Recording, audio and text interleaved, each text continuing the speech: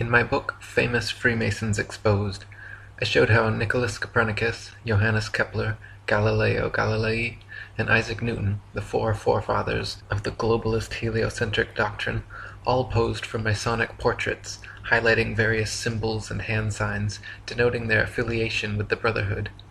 Galileo poses on a Masonic checkerboard floor, Kepler with the hidden hand sign, and all four of them pose with a Masonic compass and globe while flashing the Masonic M hand sign. Sir Isaac Newton was even knighted by Queen Anne at Trinity's College Masonic Masters Lodge.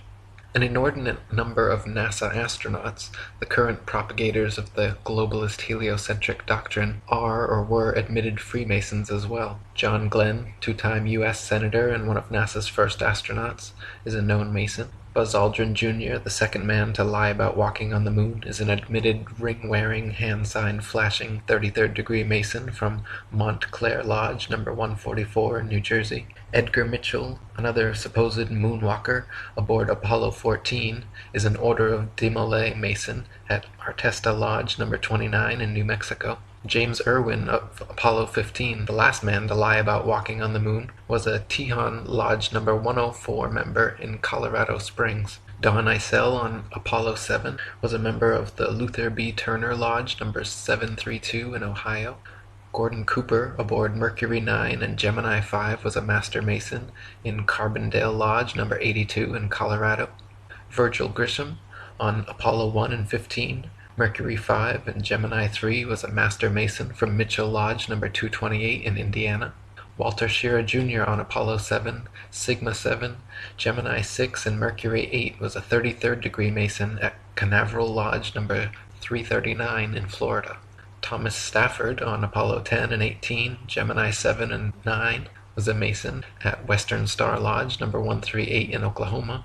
Paul Weitz on Skylab 2 and Challenger is from Lawrence Lodge number 708 in Pennsylvania. NASA astronauts Neil Armstrong, Alan Shepard, William Pogue, Vance Brand, and Anthony England all had fathers who were Freemasons too. The amount of astronauts known to be Freemasons or from Freemasonic families is astonishing. It is likely that more astronauts and people of key importance in NASA are affiliated with the Brotherhood as well, but not so open about their membership. For there to be this many Masons, members of the world's largest and oldest secret society, involved with the promotion and propagation of this globalist heliocentric doctrine from its outset to today, should raise some serious suspicion. C. Fred Kleinecht, head of NASA at the time of the Apollo space program, is now the Sovereign Grand Commander of the Council of the 33rd Degree of the ancient and accepted Scottish Rite of Freemasonry of Southern jurisdiction. It was his reward for pulling it off. All of the first astronauts were Freemasons. There's a photograph in the House of the Temple in Washington, D.C. of Neil Armstrong supposedly on the moon's surface in his spacesuit holding his Masonic apron. NASA's logo is a red forked serpent's tongue overlaying the starry heavens. Serpents, and specifically their forked tongues, have long been associated with lying, deceit, cleverness, two-facedness, manipulation, and with Satan, the devil. Why would the National Aeronautics and Space Administration choose this as their official logo? The United Nations, the New World Order government headquarters, built on land donated by 33rd degree Freemason John D. Rockefeller, is represented by a logo and flag which clearly depicts a flat earth divided into 33 sections. There are 33 official degrees of Scottish Rite Freemasonry, and the UN flag features a flat earth divided into exactly 33 sections. Why would the United Nations founders choose a logo and flag of a flat earth map divided into 33 sections? How is it that C. Fred Kleinecht, the head of NASA, retired and immediately became the head of the 33rd degree of Freemasonry? How is it that all the forefathers of the ball earth theory and so many NASA astronauts are all Freemasons? The Masons' esoteric religion, the very basis of their symbols and rituals, is sun worship. From their first day in the lodge, Masonic initiates learn that Freemasonry is all about light, enlightenment, illumination, hence the Illuminati, and hence worship of the sun as the giver of light. Masonic halls are all purposely constructed to correspond with the motions of the sun. They are always situated intentionally facing east towards the sun, with the worshipful master sitting in the far east on a throne engraved with a picture of the sun. The high festival of the Masons is on Christians' St. John's Day, or the 24th of June, otherwise known as Midsummer's Day, when the sun arrives at its annual highest elevation, the summer solstice. Regarding the Masonic rite of circambulation, 33rd degree Freemasonic historian Albert Mackey says, "In Freemasonry, people always walked 3 times round the altar while singing a sacred hymn. In making this procession, great care was taken to move an imitation of the course of the sun. The rite of circumambulation undoubtedly refers to the doctrine of sun worship." Masonry is derived and is the remains of the religion of the ancient Druids, who, like the Magi of Persia and the priests of Heliopolis in Egypt, were priests of the sun. They paid great worship to this great luminary, as the great visible agent of a great invisible first cause. The Christian religion and Masonry have one and the same common origin. Both are derived from the worship of the sun. The difference between their origin is that the Christian religion is a parody on the worship of the sun, in which they put a man whom they call Christ in place of the sun, and pay him the same adoration which was originally paid to the sun. In Masonry, many of the ceremonies of the Druids are preserved in their original state, at least without any parody. With them, the sun is still the sun, and his image, in the form of the sun, is the great emblematical ornament of Masonic lodges and Masonic dresses. It is the central figure on their aprons, and they wear it also as a pendant on the breast of their lodges and in their processions. The sun, as the great visible agent of the Creator, was the invisible object of the adoration of the Druids. All their religious rites and ceremonies had reference to the apparent progress of the sun through the 12 signs of the zodiac and his influence upon the earth. The Masons adopt the same practices. The roof of their temples or lodges is ornamented with a sun, and the floor is a representation of the variegated face of the earth, either by carpeting or mosaic work. The emblematical meaning of the sun is well known to the enlightened and inquisitive Freemason, and as the real sun is situated in the center of the universe, so the emblematical sun is in the center of real Masonry. Only the scientific Freemason knows the reason why the sun is placed in the center of this beautiful hall, says Thomas Paine in his Origin of Freemasonry.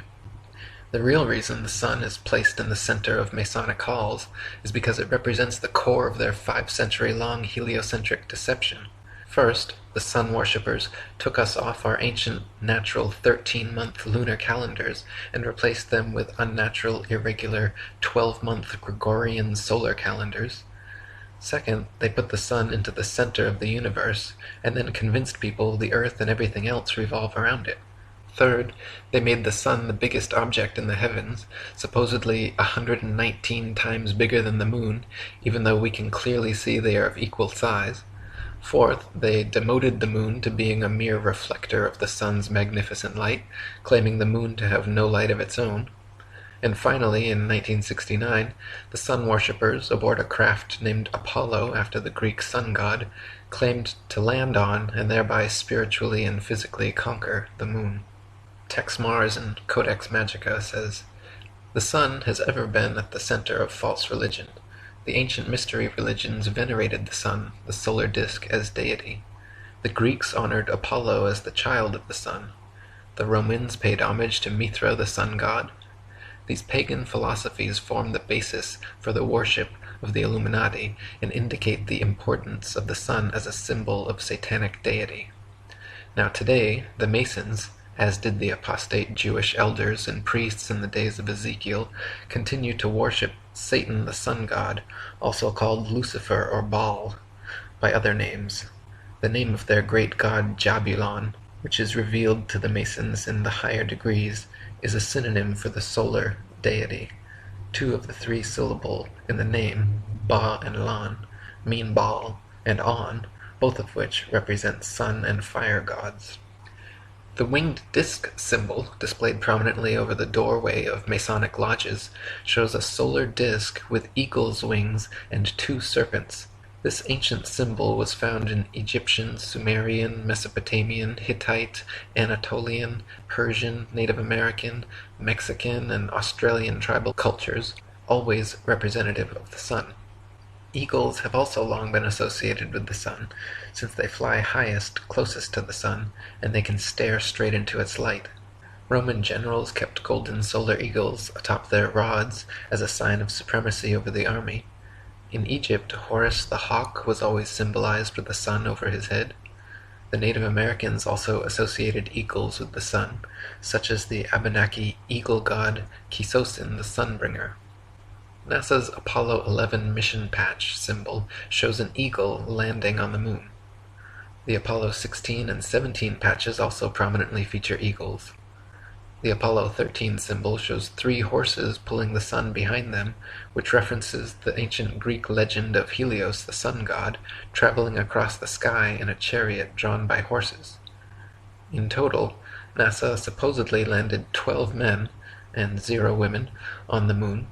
Since the moon has always been associated with the feminine and the number 13, the sun associated with the masculine, and number 12, putting 12 men on the moon, once again is symbolic of the Masonic patriarchal brotherhood conquering the divine celestial feminine. This is also the occult reason why Apollo 13 coincidentally had an explosion at 113 on April 13th. William Cooper in Mystery Babylon said, "To make interstellar travel believable, NASA was created. The Apollo space program foisted the idea that man could travel to and walk upon the moon. Every Apollo mission was carefully rehearsed and then filmed in a large sound stage at the Atomic Energy Commission's top-secret test site in the Nevada desert and in a secured and guarded soundstage at the Walt Disney Studios, within which was a huge-scale mock-up of the moon. All names, missions, landing sites, and events in the Apollo space program echoed the occult metaphors, rituals, and symbology of the Illuminati's secret religion. The most transparent was the faked explosion of the spacecraft Apollo 13 named Aquarius, New Age, at 13:13 military time on April 13th, 1970. So why do NASA logos feature serpent tongues and eagles? And why are there an excessive number of Mason astronauts? The eagle-winged solar disk symbol with twin serpents found in every Masonic lodge holds the answer. The double-headed eagle is the official symbol of the 33rd degree of Masonry. The 25th degree of Masonry initiates are known as Knights of the Brazen Serpent, and the 28th degree are known as Knights of the Sun. The religion of the Druids, precursor to modern Masonry, was the same as the ancient Egyptians, where priests ruled from Heliopolis, the city of the sun, a city full of obelisks built for their sun god Ra. David Bay in Freemasonry Proven to Worship Lucifer says, "The Egyptians believed that the spirit of their sun god Ra resides within the obelisk. Therefore, they would worship and pray to the obelisk, always facing east, 3 times daily if possible. The greatest obelisk in the world is the Washington Monument, created by the Freemasons in honor of President George Washington. To see how important the obelisk is to the Mason, you only have to go to a cemetery where Masons are buried and look at the many graves which display obelisk gravestones." And William Cooper again said, "The serpent is universally the symbol of the sun, as the sun was the great enlightener of the physical world, so the serpent was held to have been the great enlightener of the spiritual, by giving mankind the knowledge of good and evil. And according to the Bible, you know who gave man the knowledge of good and evil? Satan, Lucifer. Now if the adepts knew that the sun was a symbol of something that the people would not support, such as a belief that Lucifer, the devil, was the god that they worshipped, they would have to continue with their charade, so that the people would not decide to stop worshipping. Because if the sheeple figured it out, they would no longer support their activities. They would have to keep their beliefs from the people, and conceal their secret worship in hidden symbols. So sun worship as a religion prospered." The first person to ever present the idea of a sun-centered universe was Pythagoras of Samos in around 500 BC. Pythagoras is also widely recognized by Masonic historians as being the very first Freemason. Master Mason Dr. James Anderson said in his defense of Masonry that, "I am fully convinced that Freemasonry is very nearly allied to the old Pythagorean discipline, from whence I am persuaded it may in some circumstances very justly claim a descent." Master Mason William Hutchinson wrote in his Spirit of Masonry that the ancient Masonic record brings us positive evidence of the Pythagorean doctrine as Basilidian principles making the foundation of our religious and moral duties.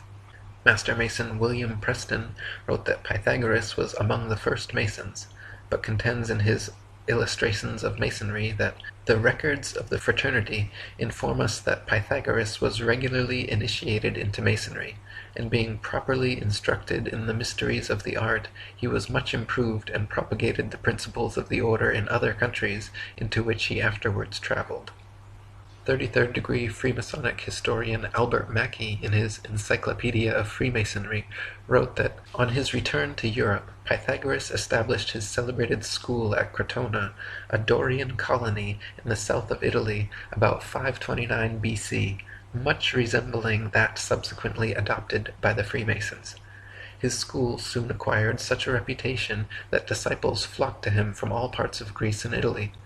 Pythagoras taught as the principal dogma of his philosophy the system of metempsychosis, or the transmigration of souls. He taught the mystical power of numbers, and much of the symbolism on that subject which we now possess is derived from what has been left to us by his disciples. He was also a geometrician, and is regarded as having been the inventor of several problems. The schools established by Pythagoras at Crotona and other cities have been considered by many writers as the models after which Masonic lodges were subsequently constructed.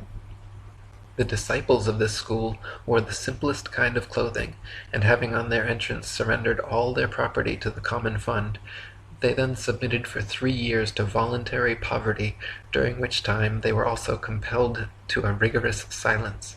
The doctrines of Pythagoras were always delivered as infallible propositions which admitted of no argument. Before admission to the privileges of this school, the previous life and character of the candidate were rigidly scrutinized, and in the preparatory initiation secrecy was enjoined by an oath, and he was made to submit to the severest trials of his fortitude and self-command. He who, after his admission, was alarmed at the obstacles he had to encounter, was permitted to return to the world, and the disciples, considering him as dead, performed his funeral obsequies, and erected a monument to his memory. The mode of living in the school of Crotona was like that of the modern communists. The brethren, about 600 in number, with their wives and children, resided in one large building. They arose before day to pay their devotions to the sun. The meals consisted principally of bread, honey, and water, for though the table was often covered with delicacies, no one was permitted to partake of them. It was in this secret school that Pythagoras gave his instructions on his interior doctrine and explained the hidden meaning of his symbols. There were 3 degrees. The first, or mathematic, being engaged in the study of the exact sciences, and the second, or theoretic, in the knowledge of God and the future state of man. But the third or highest degree was communicated only to a few whose intellects were capable of grasping the full fruition of the Pythagorean philosophy. In addition to these admissions by Masonic historians, the life and work of Pythagoras closely resembles many aspects of the craft, from his obsession with triangles and geometry to his school cult full of initiatory rites and brainwashing. Candidates were rigidly scrutinized, just like candidates for Masonry are given the 3rd degree, i.e. forced to answer many probing personal questions, and are then either given a white ball or black ball by Masons in the lodge, just one black ball resulting in being blackballed or kicked out. If initiated, just like in Masonry, Pythagorean initiates had to swear oaths of secrecy and loyalty, then submitted to various tests, trials, and rituals. The brethren lived like communists and worshipped the sun. Over time they progressed through a series of 3 degrees, in which only the privileged few in the highest degree learned the truth of the symbols and rituals. The many parallels of the Pythagorean school and modern Freemasonry are far too similar to ignore. Luckily for the world, Pythagoras' heliocentric model of the universe made little headway for almost 2,000 years, until another suspected Mason, Nicholas Copernicus, labored 27 years of his life to create his updated model called the Solar System, which also featured a globe Earth revolving around the Sun. Born in Prussia in 1472, Copernicus studied philosophy and medicine at Swakova and became professor of mathematics at Rome. The last decades of his life he became obsessed with the ideas of Pythagoras, and when he first presented his heliocentric doctrine to the world, it was condemned as being so heretical that he was imprisoned and released only upon making a recantation of his opinions. He published his famous treatise on the revolution of the celestial spheres in 1543, the year of his death, and even then insisted on their purely hypothetical nature. Copernicus wrote, "The Pythagorean teaching was founded upon hypothesis, and it is not necessary that the hypothesis should be true, or even probable. The hypothesis of the movement of the earth is only one which is useful to explain phenomena, but it should not be considered as an absolute truth." David Wardlaw Scott in Terra Firma says, "The system of the universe as taught by modern astronomers, being founded entirely on theory, for the truth of which they are unable to advance one single real proof, they have entrenched themselves in a conspiracy of silence, and decline to answer any objections which may be made to their hypothesis. Copernicus himself, who revived the theory of heathen philosopher Pythagoras, and his great exponent Sir Isaac Newton, confessed that their system of a revolving earth was only a possibility and could not be proved by facts. It is only their followers who have decorated it with the name of an exact science, yea, according to them the most exact of all the sciences. Yet one astronomer royal for England once said, speaking of the motion of the whole solar system, 'The matter is left in a most delightful state of uncertainty, and I shall be very glad if anyone can help me out of it.' What a very sad position for an exact science to be in is this." Lady Blunt, in The Romance of Science, said, "The origin of the globular theory may be traced and shown to be pagan. It was introduced into Egypt by the Greek Pythagoras about 500 B.C. He was a native of Samos, and a great traveller in his early days. He travelled much in the East, and he imbibed the fallacious idea that the earth and sea together formed a whirling globe, and that the heavenly bodies were other worlds inhabited. Pythagoras returned to Europe and introduced these serious errors into his own country.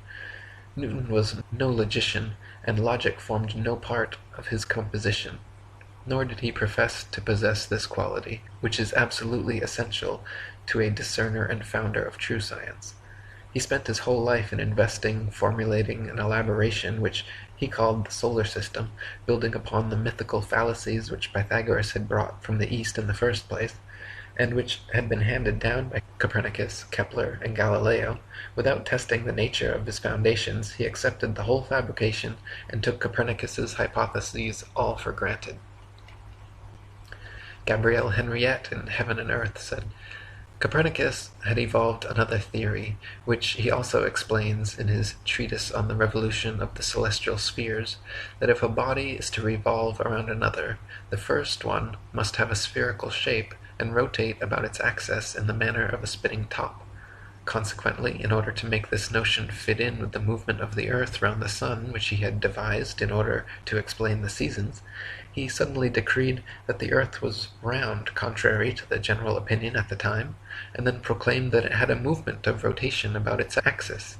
The great inconvenience in this proposition is that the rotation of the earth cannot be seen to exist, either with regard to the position of the sun or clouds during the day, or of the moon and other planets by night. On the other hand, the fact of the immobility of the earth has an immense advantage over the theory of the rotation, in that it can positively be recognized as such, and it can safely be said that if the earth cannot be seen to move, there are 100 chances in 100 that it does not do so. So trust your eyes and trust your experience. Trust your feeling, trust your intuition. Look out, see the horizon flat. Feel for yourself.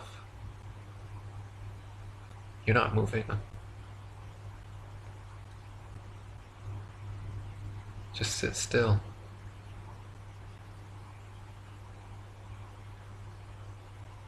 Just sit still for a second.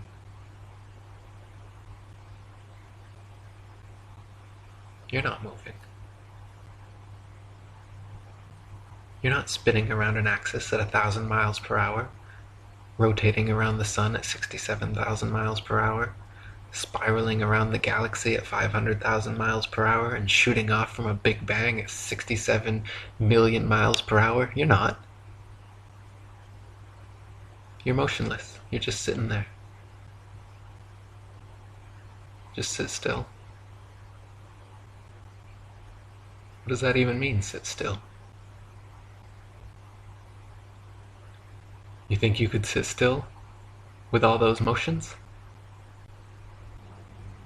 Does it feel like you're moving? Feel that? Same thing you've always felt? Nothing? Ever?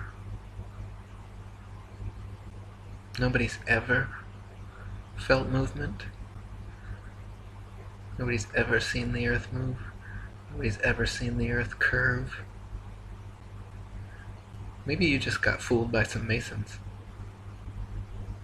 Mark Twain said, "It's easier to fool people than to convince them they've been fooled." That's why it's so hard to convince you you've been fooled. You can't possibly believe that you and the rest of the world could have been lied to and deceived by these Masons. The oldest and largest secret society in the world, over 5 million members, all over the world, existing for hundreds of years. But not you, right? They couldn't fool you. Of course you're spinning around. Of course you are. That's what they told you in school. They don't lie to you in school.